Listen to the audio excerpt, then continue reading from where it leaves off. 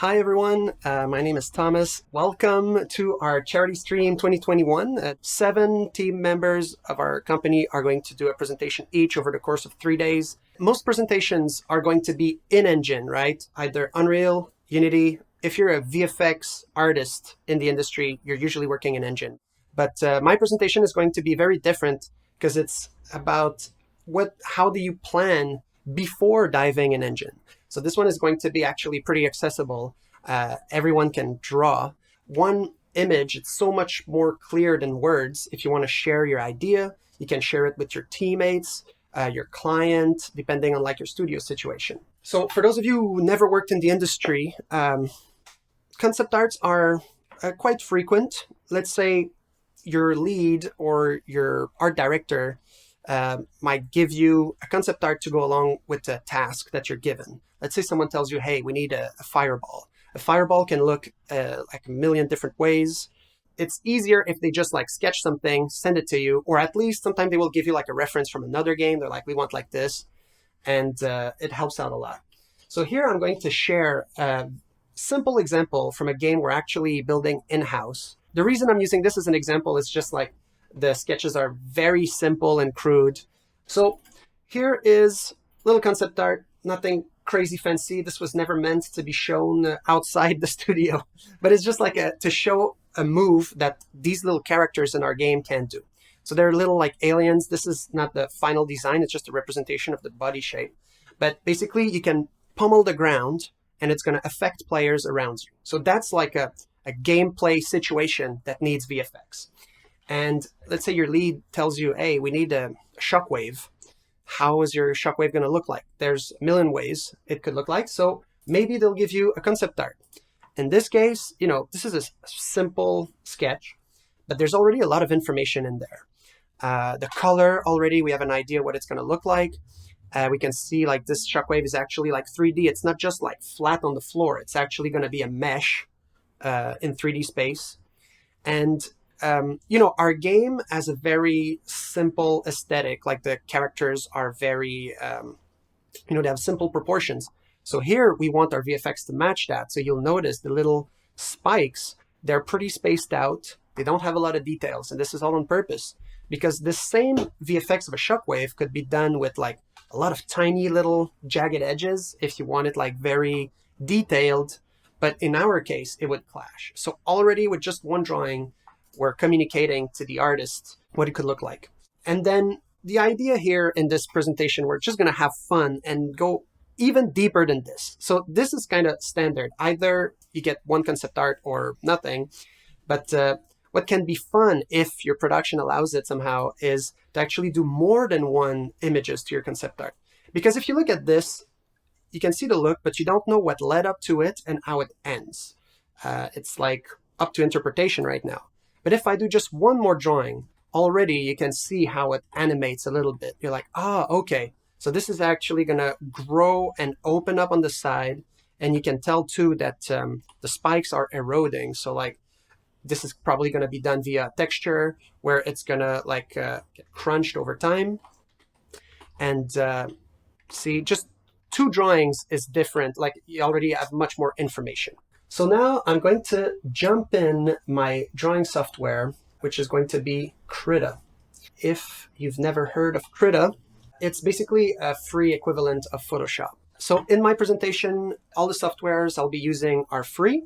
So it means that any one of you can download them and start experimenting and get more comfortable with concept arting. I've seen a bit in the chat, some people, when I was saying like, anyone can draw, and some people are like, not really. I feel what you mean. A lot of people are not used to doing it, and it doesn't mean you can't. It's just like the tools are there, and it just takes time to dive in and get used to it. And what I'm going to show today is you can do very rough sketches and still communicate your VFX idea pretty well.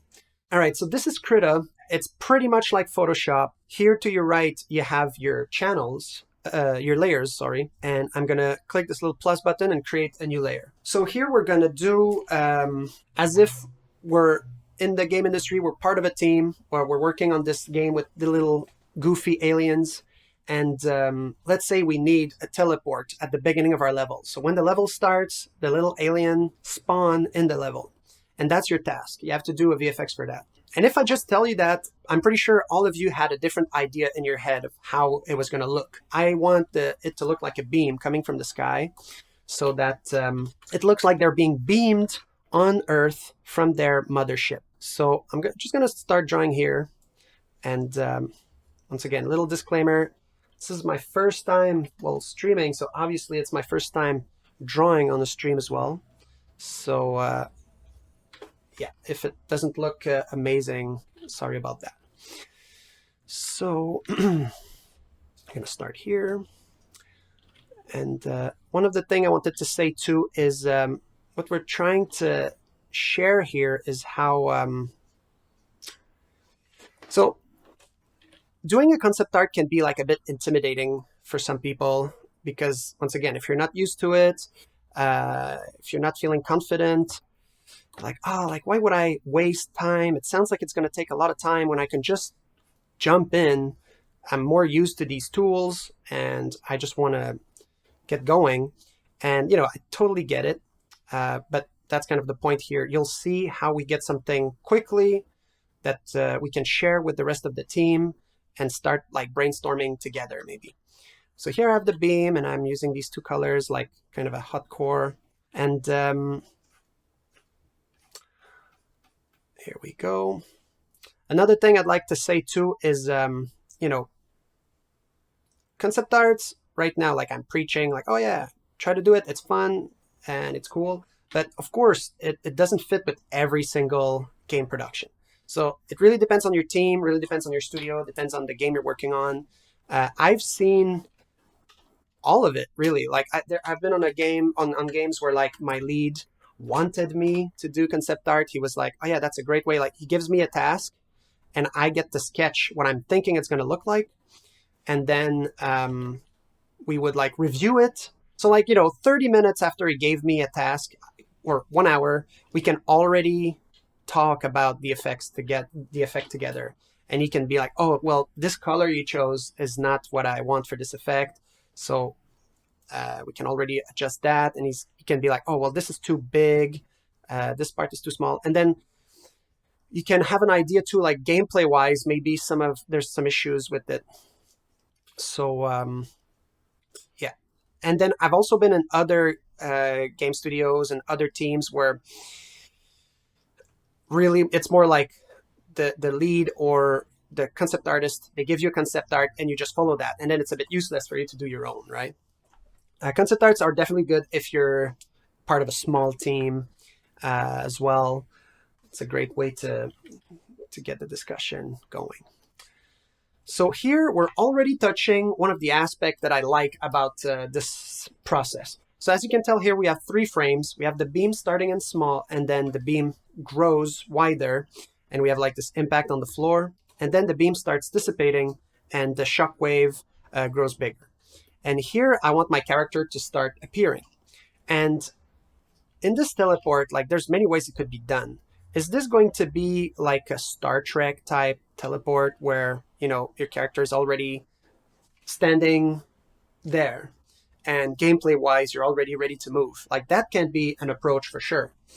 But at this stage, it's actually fun to start, like maybe you can start thinking even further.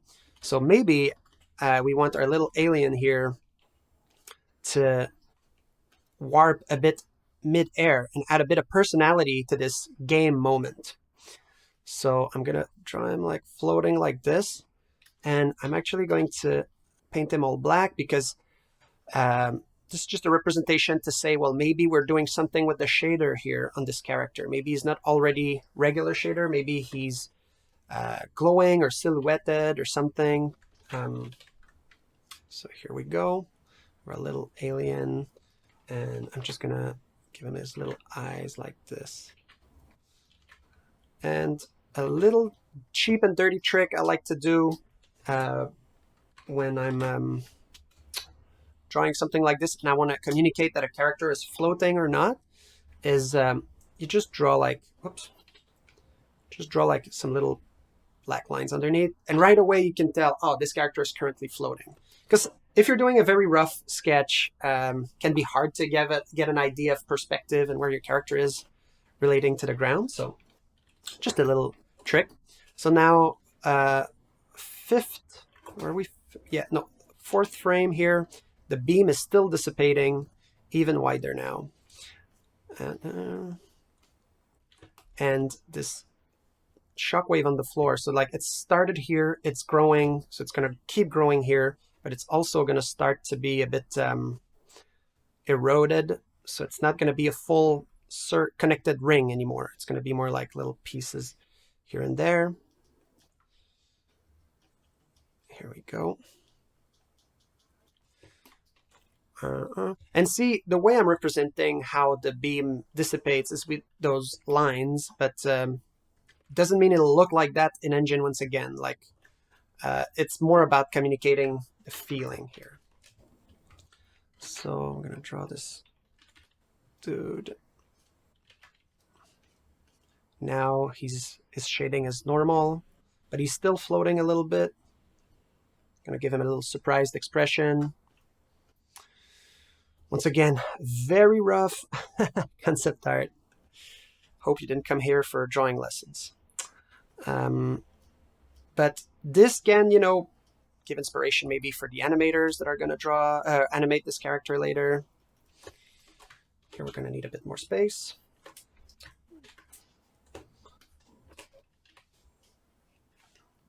All right, we're almost done.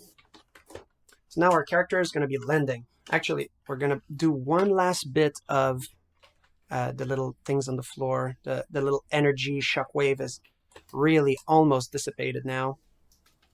Maybe like some particles in the air now. Something like this. And now our little character is going to be lending.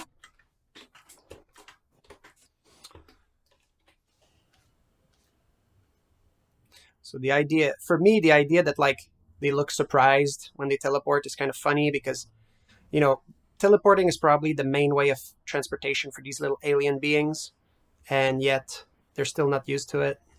So they look goofy and silly, and they have a bit of personality. And, you know, get little puffs of smoke where he's landing. Maybe some little lines to convey that he just landed. You can also have, so remember this little shadow we were doing before to show that he's above the floor. Now we can use them to show that, oh, well, he's landed now. I drew it a bit too big. And our final drawing. Okay, I'm running out a bit of space, but now he's just standing up, proud and ready for action.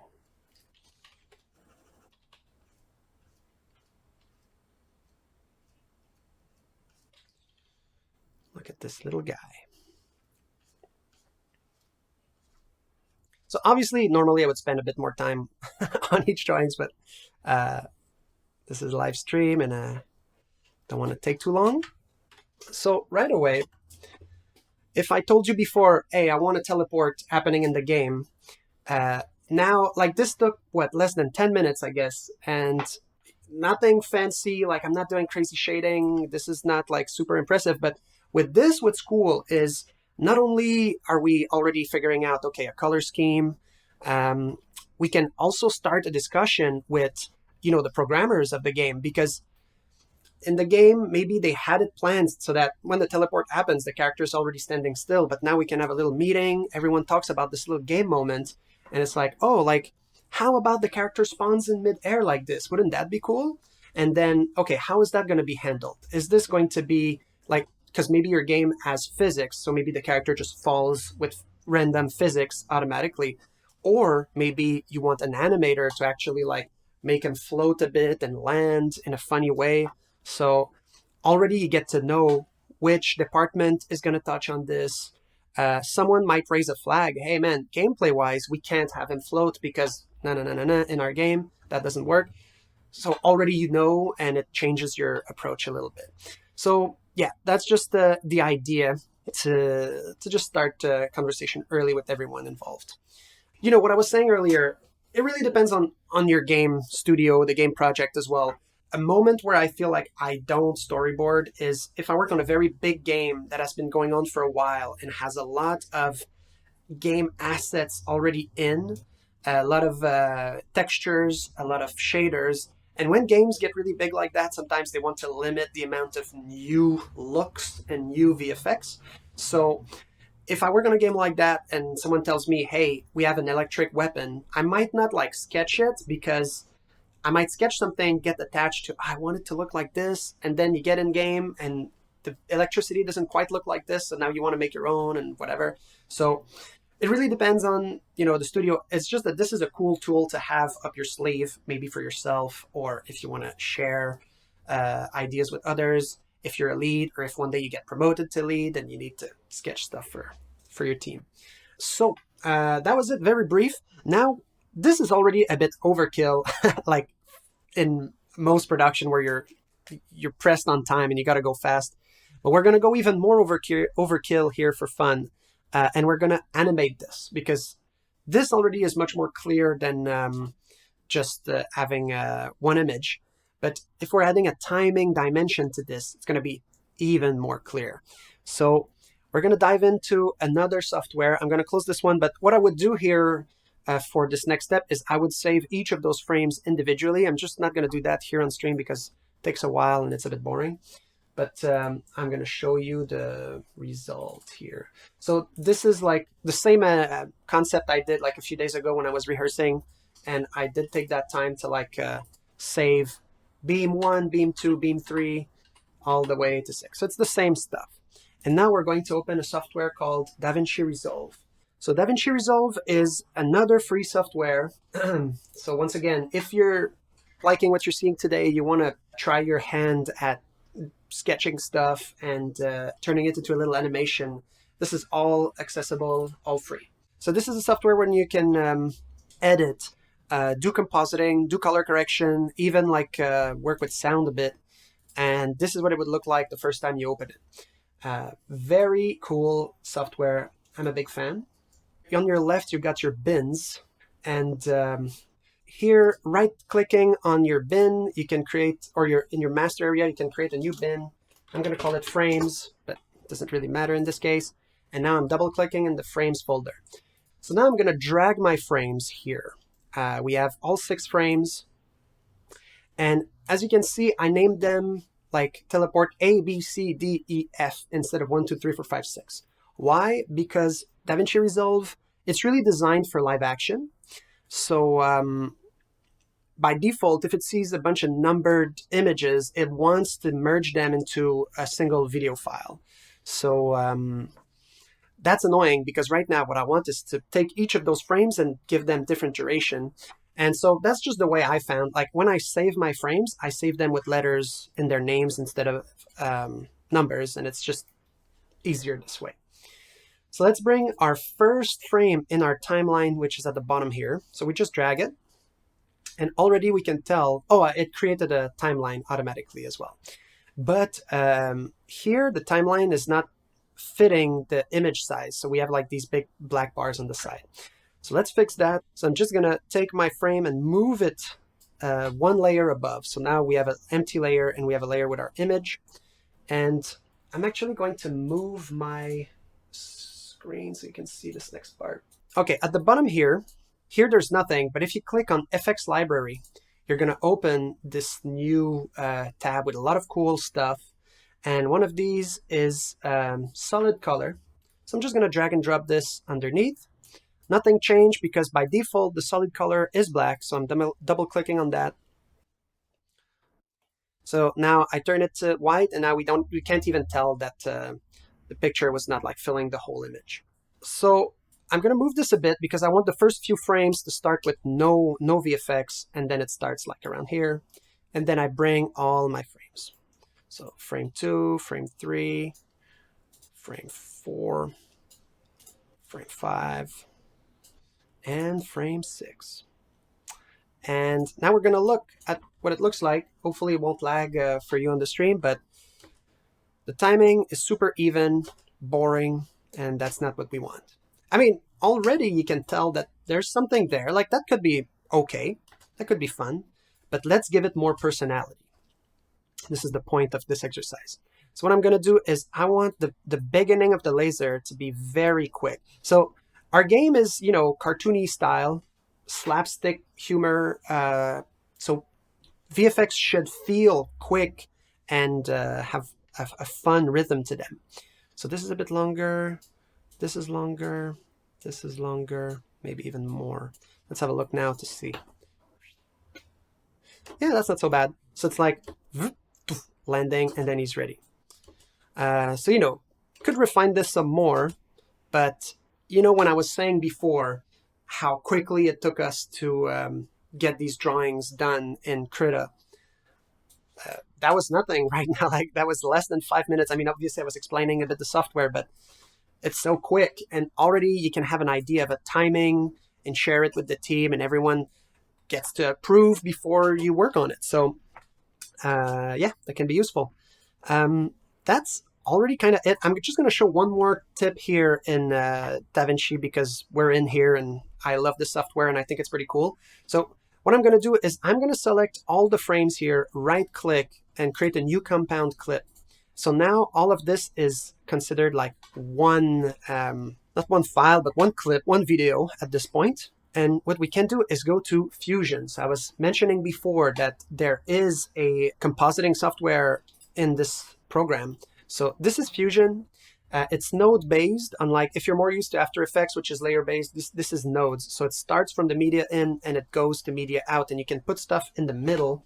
So what's cool here is you could add, so you right-click anywhere and you have an add tool function here, window, sorry, and then you have like a lot of options. So you can add a blur, you can add a glow.